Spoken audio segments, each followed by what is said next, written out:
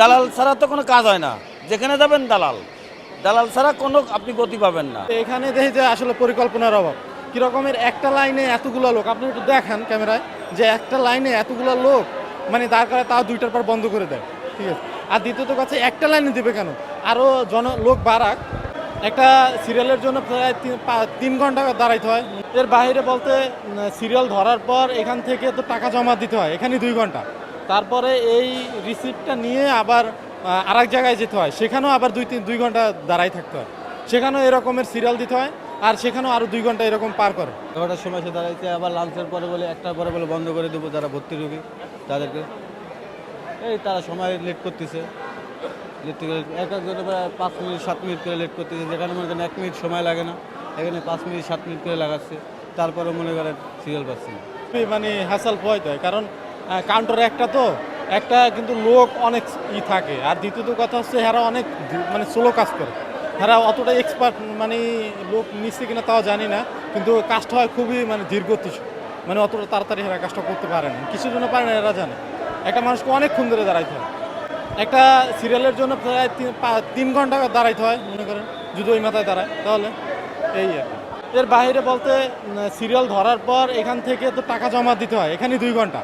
তারপরে এই রিসিপ্টটা নিয়ে আবার আরেক জায়গায় যেতে হয়, সেখানেও আবার 2-3 ঘন্টা দাঁড়াই থাকতে হয়, সেখানেও এরকমের সিরিয়াল দিতে হয়, আর সেখানেও আরও 2 ঘন্টা এরকম পার করে।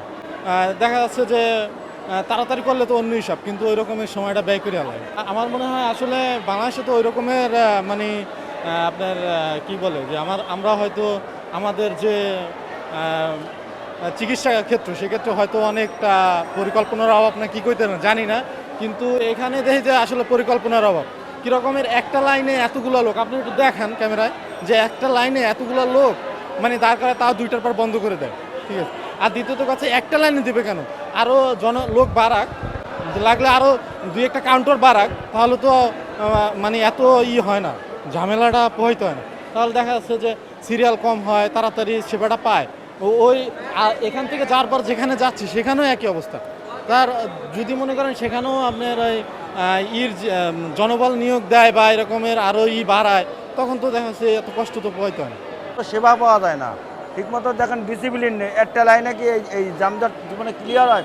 কমসে কম 3 থেকে 4টে লাইন দিলি তাহলে জামজট ক্লিয়ার হওয়ার চিন্তা ভাবনা আছে। আর কি নিয়ম করছে 11টার পরে আর তারা কোনো জিনিসই নিতে চায় না, কোনো একটা টেস্ট, কোনো একটা রিপোর্ট। মানুষ তো ভুক্তভোগী ভাইয়া, দেখেন আপনি নিজেই তার প্র্যাকটিক্যাল প্রমাণ।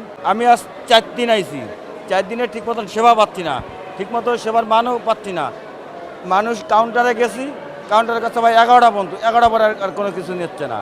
11টার পার হয়ে গেলি 10 মিনিট 15 মিনিট একটা রিপোর্ট নিতে গেলেই তো মনে করেন লেট হয়, সেইটাও হচ্ছে না। এই যে এই রিপোর্টটা আমি নিয়ে আসি ইসের থেকে, এই রিপোর্টটা আজ 4 দিন পরে এই রিপোর্টটা আমি হ্যান্ড ওভার পাইছি।